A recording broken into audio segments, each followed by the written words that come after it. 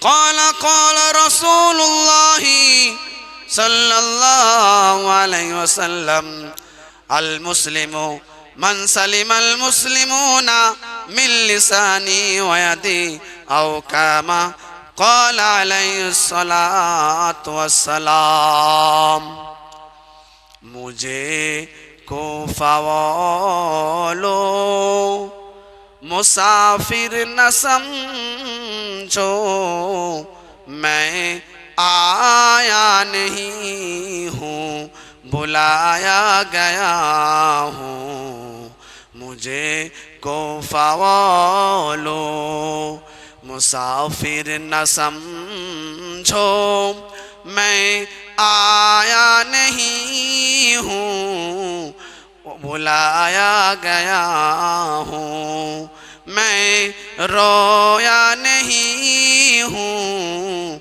रुलाया गया हूँ अल्लाहुम्मा सल्ली अला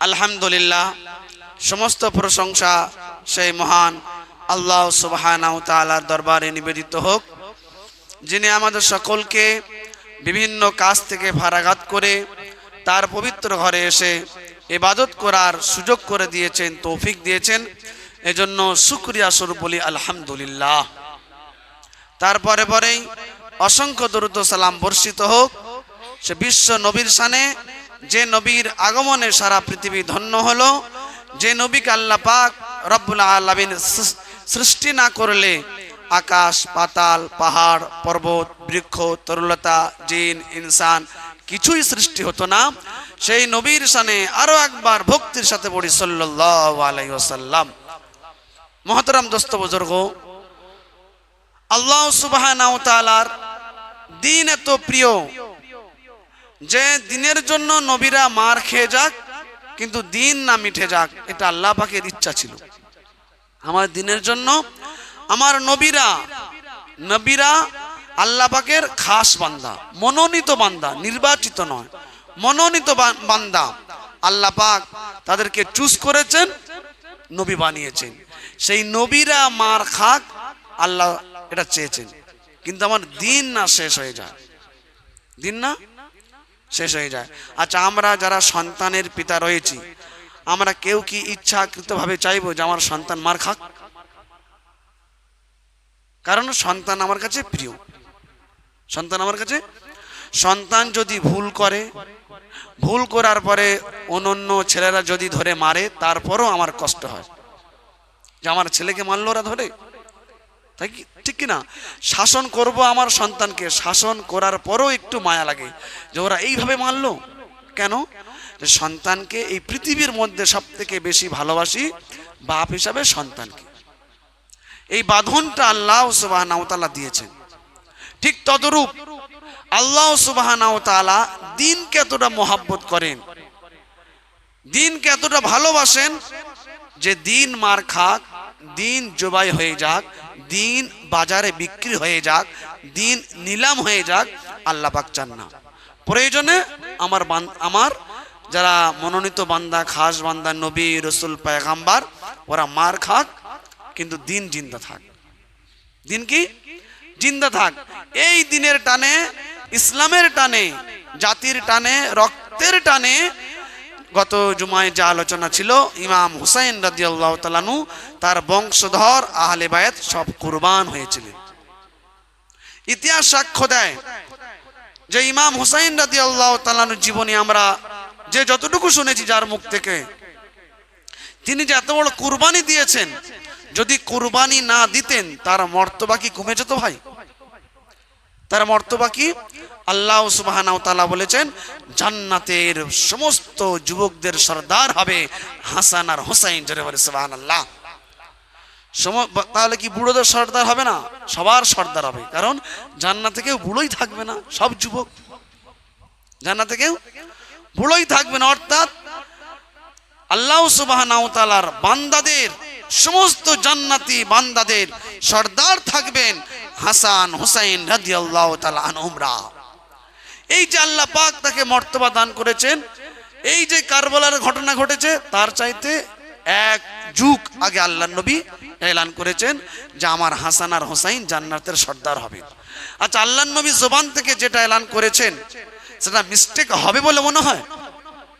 তাহলে ইমাম হোসাইন রাদিয়াল্লাহু তাআলা যদি শহীদ না হতেন, তার পরিবার শহীদ না হতেন, আলে বায়েত এত বড় কুরবানি না দিতেন, তাদের যে সম্মান আল্লাহ পাক দিয়েছেন সেই সম্মানের যাররা পরিমাণ কমতি হতো না। তারপরও কেন শহীদ হলেন? ইসলামের টানে, ইসলামের মায়ায়, যে আমি বেঁচে থাকতে আমার চোখের সামনে বাতিল মাথাচাড়া দেবে, আমি এটা সহ্য করব না। যতক্ষণ আমার দেহে শেষ রক্ত বিন্দু থাকবে, শেষ রক্ত বিন্দু দিয়ে আমি লড়াই করে যাব। ইমাম হুসাইন রাদিয়াল্লাহু তাআলা যখন তাঁবুর ভিতরে ছিলেন, মেয়েদের তাঁবু আলাদা, ছেলেদের তাঁবু আলাদা, খিমা আলাদা, মেয়েদের ছেলেদের খিমা আলাদা। ইমাম হুসাইন রাদিয়াল্লাহু তাআলা তার তাঁবুর ভিতরে তিনি কোরআন তেলাওয়াত করছেন। কি তেলাওয়াত করছেন? কোরআন তেলাওয়াত। কোরআন তেলাওয়াত করতে করতে হঠাৎ ইমাম হুসাইনের কানে আওয়াজ আসলো, ঘুটঘুটাই আওয়াজ, অর্থাৎ পা চলার আওয়াজ। ইমাম হুসাইন বুঝতে পারলেন এটা আমার বহন জাইনাব, তার পায়ের আওয়াজ আমি পাচ্ছি। সুবহানাল্লাহ। বোন এবং ভাইয়ের যে আল্লাহ পাক পবিত্র সম্পর্ক দিয়েছেন, একটা ভাই তার বোনকে কতটা মহব্বত করলে পায়ের আওয়াজ শুনে ভাই বলে দিতে পারে এই পায়ের আওয়াজ আমার বাহন জাইনাব। তখন বলছেন, ভাই কোরআন পড়ে যদি এত মজা পাওয়া যায়, চলো আজ 2 ভাই বোন মিলে তাঁবুর ভিতরে আল্লাহকে খুশি করার জন্য কোরআন তেলাওয়াত করবো। জোরে বলে সুবহানাল্লাহ। জাইনাব রাদিয়াল্লাহু তাআলা আনহু, ইমাম হুসাইন রাদিয়াল্লাহু, জাইনাব রাদিয়াল্লাহু তাআলা আনহা, ইমাম হুসাইন রাদিয়াল্লাহু তাআলা আনহু, 2 ভাই বোন মিলে সারা রাত ধরে কোরআন তেলাওয়াত করে রাতটাকে পার করে দিলেন। সেই কোরআনকে আজ আমরা বাজারে বিক্রি করে দিয়েছি, নিলাম করে দিয়েছি। কোরআনের আজমাত, কোরআনের মহাব্বত, কোরআনের ভালোবাসা আমাদের দিলে ঠাঁই পায়নি, বিক্রি হয়ে গেছে। না আমি পিতা সেই কোরআনের আজমাত অন্তরে ঢোকাতে পেরেছি, না আমার সন্তান তাকে সুশিক্ষা দিয়ে কোরআনের আজমাত তার কলিজার ভিতরে প্রবেশ করাতে পেরেছি। আমি কোনোটাই পারিনি। আজ আমি আমার ধর্মকে, আজ আমি আমার ইসলামকে, আজ আল্লাহর বাণীকে, আল্লাহর হাকামকে, নবীর সুন্নাহকে আমরা বিক্রি করে দিয়েছি, বাজারে নিলাম করে দিয়েছি। যখন কারবালার মাঠে একের পর এক সব শহীদ হয়ে যাচ্ছে, ইমাম হুসাইন রাদিয়াল্লাহু তাআলা আনহু একাই বেঁচে আছেন। তাঁবুর ভিতরে প্রবেশ করলেন।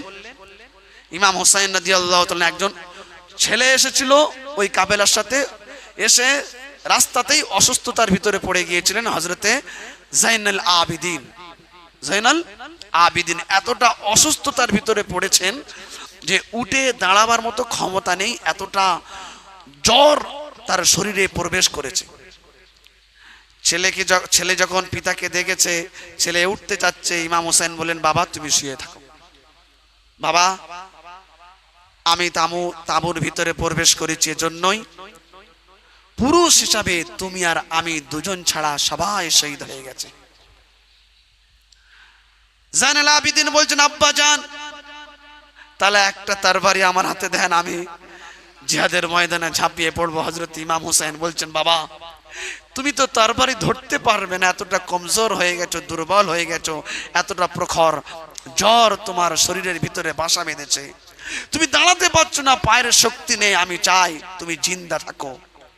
তুমি যদি মরে যাও, তুমি যদি আজ শহীদ হয়ে যাও, আল্লাহর নবীর আওলাদে রাসূল আহলে বায়তের বংশ নসল এখানে সমাপ্ত হয়ে যাবে, এখানে শেষ হয়ে যাবে, আর নবীর বংশ জারি থাকবে না, ইমাম হুসাইনের বংশ জারি থাকবে না। তাই তোমাকে বেঁচে মদিনায় ফিরে যেতে হবে, আমার নসল আমার বংশকে তোমাকে বিস্তার করতে হবে, তোমাকে জারি রাখতে হবে। আমার সোনার ভাইরা, ইমাম হুসাইন রাদিয়াল্লাহু তাআলা আনহু একদিকে তার জয়নুল আবিদিন অসুস্থ ছেলেকে সান্ত্বনা দিচ্ছেন, তোমাকে ফিরে যেতে হবে মদিনায়। আর একদিকে দুটো ছেলের লাশ পড়ে আছে, শহীদি মোবারক লাশ। বড় ছেলের লাশ কয়েক টুকরো হয়ে গেছে, যেখানে দিল থাকে দিলের জায়গাটা ফেটে গেছে, হার্ট যেটা দিল বলেন সেই দিল বেরিয়ে গেছে। একটা বাপ যদি দেখে তার চোখের সামনে ছেলের লাশ আছে, শহীদি লাশ, এটা একটা আলাদা পরিস্থিতি, আলাদা সিচুয়েশন। কিন্তু বাপ যদি দেখে আমার ছেলে দু টুকরো তিন টুকরো হয়ে গেছে, তার দিল কেটে দিল বেরিয়ে গেছে, বলুন আর পৃথিবীর কোন বাপ ওই মুহূর্তে ভালো থাকতে পারে? একদিকে ছেলের লাশগুলো কুড়িয়ে কুড়িয়ে হাত বুলাচ্ছে, বড় ছেলের লাশ কয়েক টুকরো হয়ে গেছে। ছোট ছেলের লাশ, গত জুম্মায় যে বক্তব্য ছিল আমার, সে শহীদ হয়ে পড়ে আছে। আর এক অসুস্থ ছেলেকে তাকে ওসিয়ত করছেন, বাবা তোমাকে মদিনায় ফিরে যেতে হবে, ইমাম হুসাইনের বংশকে জারি রাখতে হবে। 56 বছরের একজন বাপ, 56 বছরের একজন পিতা সমস্ত শক্তিকে একত্রিত করে দিনের জন্য, দিনের টানে, ইসলামের টানে ঝাঁপিয়ে পড়লেন। আল্লাহর কসম, ইতিহাস সাক্ষ্য দিচ্ছে ঝাঁপিয়ে পড়ার কোনো প্রয়োজন ছিল না, কোনো প্রয়োজন ছিল না। যদি তিনি ঝাঁপিয়ে না পড়তেন তার মর্তবা কমতো না, তার ইজ্জত কমতো না। তিনি যে জান্নাতের সর্দার হবেন, আল্লাহ রাসূল ফরমান জারি করেছেন, এই সর্দারের পদ থেকে তাকে কেউ বাতিল করতে পারত না। তারপরও তিনি কেন হলেন না? ইসলামের মায়ায়। ইসলাম আজ বিক্রি হয়ে যাবে, ইসলাম আজ বাজারে নিলাম হয়ে যাবে। ইমাম হুসাইন বসে বসে দেখবে, এটা ইমাম হুসাইন সহ্য করবে না। আজ আফসোস, আজ আমাদের ইমান বাজারে নিলাম হয়ে গেছে। আজ আমাদের ইসলাম বাজারে বিক্রি করে দিচ্ছি। আমরা মিথ্যার সঙ্গে আশ্রয় নিয়েছি, নবীর সুন্নাহকে বাজারে বিক্রি করে দিয়েছি। আজ আমরা নেশাকে আশ্রয় করে নিয়েছি, নবীর সুন্নাহকে আজ আমরা বাজারে বিক্রি করে দিয়েছি। আজ সুদের সঙ্গে যুক্ত, ঘুষের সঙ্গে যুক্ত, জেনার সঙ্গে যুক্ত, খুনের সঙ্গে যুক্ত, ইসলাম বিরোধী সব কাজের সঙ্গে যুক্ত। আজ নবীর আদর্শকে, নবীর সুন্নাহকে, হাদিসকে আজ আমরা বাজারে বিক্রি করে দিয়েছি, নিলাম করে দিয়েছি।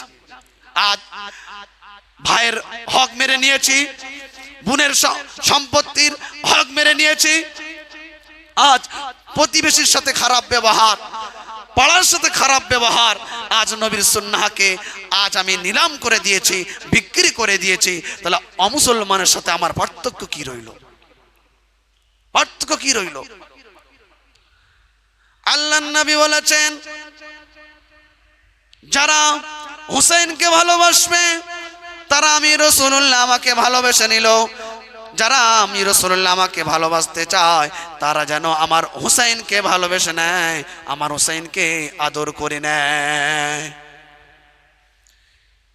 সেই হুসাইন দিনের জন্য, ইসলামের জন্য, কোরআনের জন্য আহলে বাইত সবাই শহীদ হয়ে গেলেন, কিন্তু ইসলামকে পিছনে ফেলে রাখলেন না। আজ আমরা ইসলামকে ধূলিসাৎ করে দিয়েছি, বাজারে বিক্রি করে দিয়েছি, তাসের আড্ডা ইসলামকে বিক্রি করে দিয়েছি, গাঁজার আড্ডা ইসলামকে বিক্রি করে দিয়েছি, জুয়ার আড্ডায় ইসলামকে আমরা বিক্রি করে দিয়েছি, ইসলামকে বেচে দিয়েছি।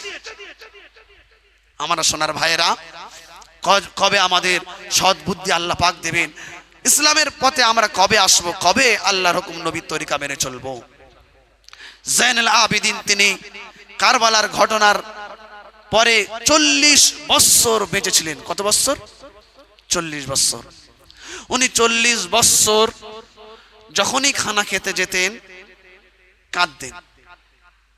ওনার খাদেম জিজ্ঞাসা করলেন, হুজুর আজ আমি আপনার খাদেম হিসাবে নিযুক্ত রয়েছি যুগের পর যুগ ধরে, কিন্তু আপনি যখনই খানা খান, খানা খাওয়ার পূর্বে কাঁদেন, এত কান্না করেন কেন? জয়নুল আবেদিন বলেছিলেন, আমি দেখেছি হযরতে ইয়াকুব আলাইহিস সালাতু ওয়াস সালাম তার 11টা ছেলের ভিতরে একটা ছেলেকে খুঁজে পায়নি। কটা ছেলেকে? ইয়াকুব নবী ছেলে হলো হযরতে ইউসুফ আলাইহিস সালাতু ওয়াস সালাম। ইউসুফ নবী মারা যাননি, বেঁচে ছিলেন, কিন্তু তার ভাইয়েরা তাকে না দিয়ে বলেছিলেন যে আব্বা আপনার ছেলেকে বাঘে নেগড়ে নিয়ে চলে গেছে। লম্বা চওড়া ঘটনা, যাই হোক, ইয়াকুব নবী আলাইহিস সালাতু ওয়াস সালাম একটা ছেলেকে না পেয়ে সেই শোকে তিনি কেঁদে কেঁদে অন্ধ হয়ে গিয়েছিলেন। কি হয়ে গিয়েছিলেন? একটা ছেলে, 11টা ছেলের ভিতরে 10টা ছেলে আছে। যে ছেলেটাকে ইয়াকুব নবী বেশি ভালোবাসতেন, ইউসুফ নবীকে, সেই ইউসুফ নবীকে না পেয়ে তিনি কেঁদে কেঁদে অন্ধ হয়ে গিয়েছিলেন। আবার তিনি পেয়েও ছিলেন ইউসুফ নবীকে, যখন ইউসুফ নবী বাদশাহ হলেন মিশরের, খুঁজে পেয়েছিলেন। কিন্তু খুঁজে যতদিন পাননি ততদিন তিনি এত কান্না কেঁদেছিলেন, অন্ধ হয়ে গিয়েছিলেন। জাইনুল আবিদিন বলছেন ইয়াকুব নবী তার এক সন্তানকে না পেয়ে তিনি অন্ধ হয়ে গিয়েছিলেন। আর আমি তো জাইনুল আবিদিন চামড়ার চোখে দেখেছি আমার বাবাকে শহীদ হতে, আমি চামড়ার চোখে দেখেছি আমার ভাইপোকে শহীদ হতে, আমার ভাগনাকে শহীদ হতে, আমি দেখেছি আমার চাচা আব্বাস রাদিয়াল্লাহু তাআলা আনহুকে শহীদ হতে, আমি দেখেছি আহলে বাইত সমস্ত পুরুষদেরকে শহীদ হতে, আমি দেখেছি আমার আব্বা জান ইমাম হুসাইন রাদিয়াল্লাহু তাআলা আনহু 72 ঘন্টা তাকে পানি পান করতে দেওয়া হয়নি। বলো, আমি 40 বছর হয়ে গেছে, কি করে ভুলি যার চোখের সামনে তার পিতাকে শহীদ করা হলো, তার ভাইকে শহীদ করা হলো, তার চাচাকে শহীদ করা হলো, আহলে বাইতের 39 জনকে শহীদ করা হলো, আমি কি করে ভুলি বলো? আমার আব্বা জানকে 72 ঘন্টা পর্যন্ত পানি পান করতে দেওয়া হয়নি, এই পানি পান না করিয়ে তাকে শহীদ করা হয়েছিল। তাই যখনই আমার সামনে পানি রাখা হয় আর খানা রাখা হয়, খানা তো খেতে হবে বেঁচে যখন আছি, পানি তো পান করতে হবে বেঁচে যখন আছি, এটাও আল্লাহর হুকুম। কিন্তু আমার তখন দিল কেঁপে ওঠে আর সেই দৃশ্য মনে ওঠে, আমি সহ্য করতে পারি না, আমি নিজেকে স্থির রাখতে পারি না। আমার সোনার ভাইরা, যে বংশের এত বড় কোরবানি দ্বীনের জন্য, ইসলামের জন্য, কোরআনের জন্য, সেই দ্বীনকে আজ আমরা বাজারে বিক্রি করে দিয়েছি, সেই দ্বীনকে, ইসলামকে আজ আমরা নিলাম করে দিয়েছি। কেন? কেন আজ আমাদের আল্লাহ পাক সৎ বুদ্ধি দিচ্ছে না? কেন? কারণ আমরা সৎ পথে চলার জন্য চেষ্টা করছি না। এই জন্য বন্ধু, এসো ইসলামের পথে এসো, ইমাম হুসাইন রাদিয়াল্লাহু তাআলা আনহুর দেখানে পথে এসো, আল্লাহর নবীর সুন্নাহের পথে এসো, আল্লাহর হুকুমের পথে এসো, আল্লাহ কামিয়াব করবেন, আল্লাহ কামিয়াব করবেন। ইমাম হুসাইন রাদিয়াল্লাহু তাআলা আনহু যখন তিনি তার আহলে বাইতের এক এক করে লাশগুলো আনছিলেন, লাশের রক্তেতে পুরো জামা ভিজে গেছে, জামা লটপটে লটপটে করছে। চিন্তা করেছেন একজন বাপ একের পর এক লাশগুলো এনে যখন তাঁবুর সামনে জড়ো করছেন, কতটা কষ্ট লাগে, কতটা ত্যাগ। আজ যদি আমার ছেলেকে নাউজুবিল্লাহ মিন যালিক আল্লাহ না করুক এমন একটা অসুখ হয়েছে, বিমার হয়েছে, ডাক্তার যদি বলে দেয় আর হবে না, বাপ আর বাপ থাকবে না, তাকে দিল ফাটাতে হবে না, রক্ত ঝরাতে হবে না, ডাক্তার শুধু যদি একবার বলে দেয় আর হবে না, আর পাচ্ছি না, ফিরিয়ে নিয়ে যাও, বাপ আর বাপ থাকবে না, বেঁচো বাপ মারা যাবে, যাবে কি যাবে না? জীবন্ত লাশ হয়ে যাবে। এই যদি আমাদের পরিস্থিতি হয়, তাহলে সেদিন আহলে বায়তের পরিস্থিতি কি হয়েছিল, আওলাদে রাসূলের পরিস্থিতি কি হয়েছিল? যে আওলাদে রাসূলুল্লাহ যে দিন আমাদের কাছে রেখে গেছেন, ইসলাম আমাদের কাছে রেখে গেছেন, কোরআন আমাদের কাছে রেখে গেছেন, সেই কোরআনের সঙ্গে আমরা সম্পর্ক না করে আমরা তাসের আড্ডায় আমরা সময় কাটাচ্ছি। কেন গাঁজার আড্ডায় সময় কাটাচ্ছি? আজ আমাদের ছেলেদের হাতে বুক না ধরিয়ে দিয়ে, নবীর জীবনী না ধরিয়ে দিয়ে, দুনিয়ার শিক্ষা না ধরিয়ে দিয়ে তাদের হাতে ধরিয়ে দিচ্ছে আমরা মোবাইল, অর্থাৎ বাসমান থেকে আমার ছেলের জিন্দেগিকে আমি বরবাদ, ধ্বংস করে দিচ্ছি। কেন? এই জন্য সোনার ভাইরা, ইসলাম যে শিক্ষা দিয়েছে, কোরআন যে শিক্ষা দিয়েছে, সেই শিক্ষার ভিতরেই সফলতা রয়েছে। আর ইসলামকে ছেড়ে, কোরআনকে ছেড়ে সফলতা আপনি পাবেন না। আপনাকে দুনিয়া তো পেরেশানির ভিতরে থাকতে হবে, আখিরাতেও পেরেশানির মধ্যে থাকতে হবে। এই জন্য সোনার ভাইয়েরা, আমি ঘটনার প্রথম যে অংশটা বলেছি, হযরতে জাইনাব রাদিয়াল্লাহু তাআলা তিনি যখন ইমাম হুসাইনের খাবুর দিকে আসছিলেন পায়ে হেঁটে হেঁটে।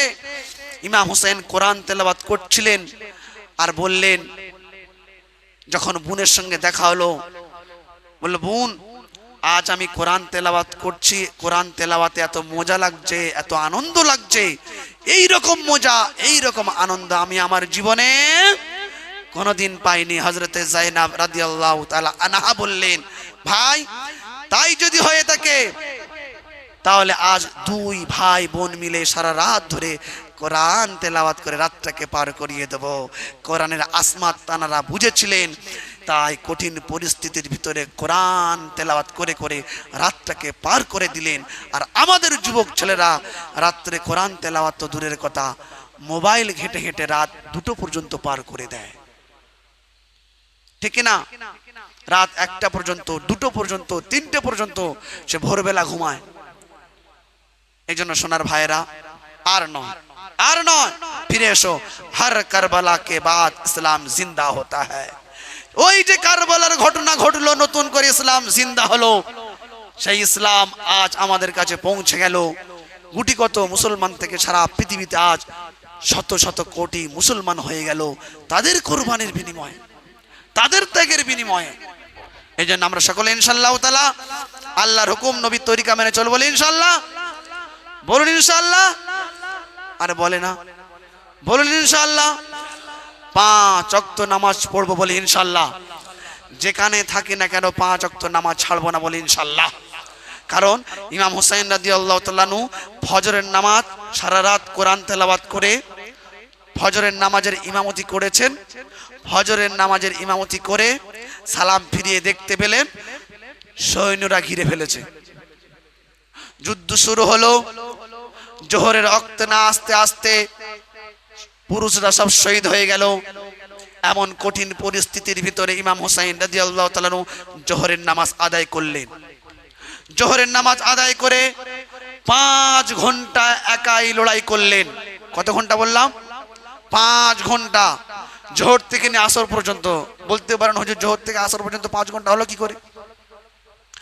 আমরা তো ওয়াক্ত আসার 1 ঘন্টা পরে নামাজ আদায় করছি, আধা ঘন্টা পরে, 45 মিনিট পরে। কিন্তু সাহাবা আজমাইন রাদিয়াল্লাহু তাআলা আনহুরা ওয়াক্তর শুরুতেই, ওয়াক্ত শুরু সাথে সাথে আযান, উযু, জামাত। আমাদের মতন নয় 10 মিনিট সময় দাও, 15 মিনিট সময় দাও, এসব নয়, এসব তো ফাঁকিবাজি কাজ। তো জোহরের ওয়াক্ত শুরু, নামাজ আদায় করলেন, কোনো খাওয়া নেই, কোনো পানি পান করা নেই। আবার লড়াই শুরু হলো। আসর পর্যন্ত লড়াই শুরু হলো। প্রায় 4.5 ঘন্টা থেকে 5 ঘন্টা একাই লড়াই করেছেন শত্রুদের মোকাবেলায়, একাই। আসরের রক্ত হলো। আসরের রক্ত আবার তিনি নামাজ পড়লেন। আর তো কেউ নেই, জামাত করবেন কি করে? আর তো কেউ নেই। আসরের নামাজ পড়েছেন, তারপরে ইমাম হুসাইন শহীদ হয়েছে। আমরা কি বুঝতে পারলাম? এত কঠিন পরিস্থিতির ভিতরে জোহরও ছাড়লেন না, আসরও ছাড়লেন না, আর আমরা ছোট ছোট বাহানায় সব ছেড়ে দিই। আমি আচ্ছা আচ্ছা টুপিওয়ালা দাড়িওয়ালাকে দেখেছি, বিয়ে বাড়ি যখন যায়, বিয়ে বাড়ির মহলে যখন থাকে, জোহর কবে হয়, আসর কবে হয়, মগরিব কবে হয়, কোনো ধ্যান ধারণা থাকে না। এই আমরা নামাজের প্রতি মহব্বত করে নেওয়ালা মুসল্লি, ঠিক কিনা? কোনো অনুষ্ঠানে যখন যায়, জোহর, আসর, মগরিব, এশা কখন কি হচ্ছে তার কোনো হুঁশ থাকে না। ভাবে আজকের জন্য আমার ছাড়, আজকের জন্য মাপ, সে মগরিবে যাব, যা হবে হবে। আমার সোনার ভাইরা না, ইমাম হুসাইন রাদিয়াল্লাহু তাআলা আনহু তিনি জোহরও ছাড়েননি, আসরও ছাড়েননি। শুনে রেখে দিন, আল্লাহর নবী বলেছেন, একজন আমার উম্মত নামাজ ছাড়া সে আমার উম্মত মিথ্যুক। নামাজ ছাড়া কি? মিথ্যুক, তার কোনো দাম নেই। নামাজ ছাড়া তার কোনো আমল আল্লাহর কাছে গুঞ্জাইশ হবে না। নামাজ হচ্ছে কি সর্বপ্রথম বড় ইবাদত। আগে নামাজ ইমানের পরে, তারপরে অনন্য আমল। নামাজের হিসাব গন্ডগোল, আর অন্য কোনো হিসাব হবে না, আর অন্য কোনো হিসাব হবে না। এই জন্য সোনার ভাইরা, আমাদের জিন্দিগিতে সর্বপ্রথম 5 ওয়াক্ত নামাজ নিয়ে আসতে হবে, বলি ইনশাআল্লাহ আনবো। আল্লাহ সুবহানাহু ওয়া তাআলা আমাদের সকলকে শোনার থেকে বলার থেকে আমল করার তৌফিক দান করুক, আমিন। ওয়া আখিরু দাওয়ানা আনিল হামদুলিল্লাহি রাব্বিল আলামিন।